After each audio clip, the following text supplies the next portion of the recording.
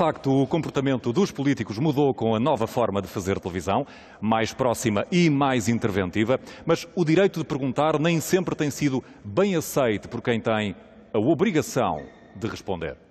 Tenho de vos prevenir. Cuidado com a SIC. Cuidado com a televisão do Dr. Balsemão.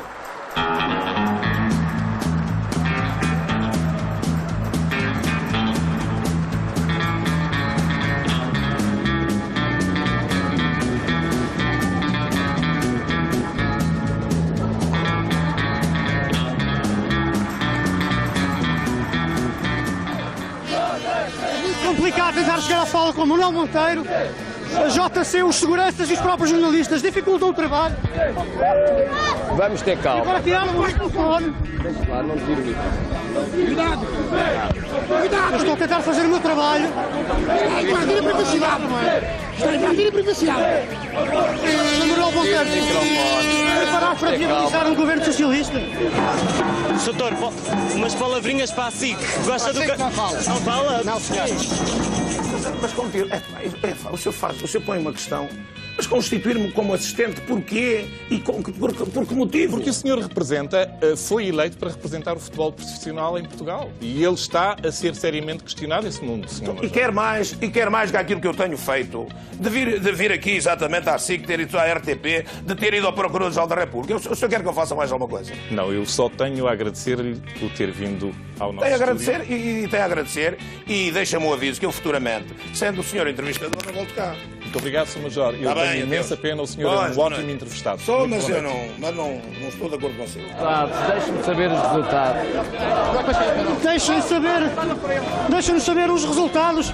Foram as declarações de Manuel Monteiro à chegada ao Largo do Caldas. A conferência de imprensa deve ser dentro de meia hora, mais ou menos. Nós lá estaremos para saber mais sobre o que é que a Liga do PP nestas eleições. Finalmente.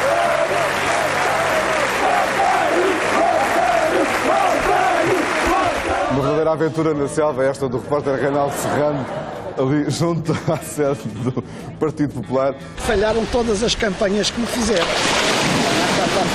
Esses gajos todos. Mas nem nos afogue, que eu preciso desses tipos para me continuar a... Para garantir a sua sobrevivência política. Sim, ajudaram-me imenso. Eu estava aqui perdido na ilha, os gajos arranjaram-me história. Essa é essencial. Muito obrigado, meus cavalheiros. Vamos então mergulhar. Ok.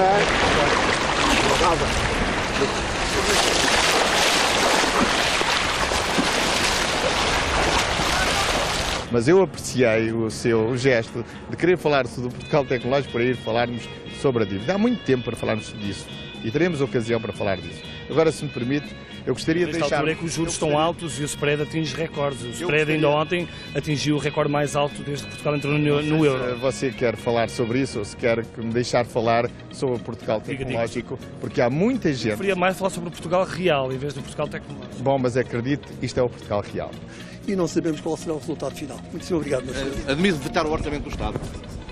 O Sr. Primeiro-Ministro duvida que haja outra alternativa para resolver a situação relativa à dívida, ao Orçamento do Estado. Eu queria perguntar ao Sr. Presidente da República Sr. Presidente, qual é a solução que sugere? O Presidente da República não é comentador, já lhe disse. Bom, ao mesmo tempo que a segurança tentava que não chegássemos ao Presidente da República. O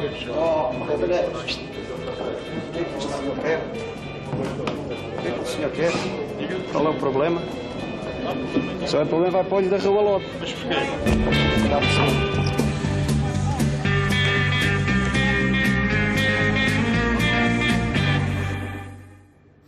Estes episódios mostram como, nestes 20 anos, a televisão deixou de ser formal e distante, quase inacessível, mas também caiu muitas vezes no extremo oposto, tomada pelos protagonistas.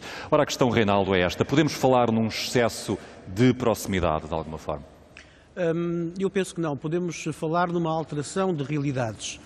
E o que acontece, e o que aconteceu muito graças à SIC, sem qualquer problema em assumir este orgulho, mais do que vaidade, foi que a SIC foi uma espécie de ovo de Colombo, porque abriu portas que toda a gente sabia onde é que estavam, mas não sabiam era como abri-las, ou nem sequer tentaram abri-las.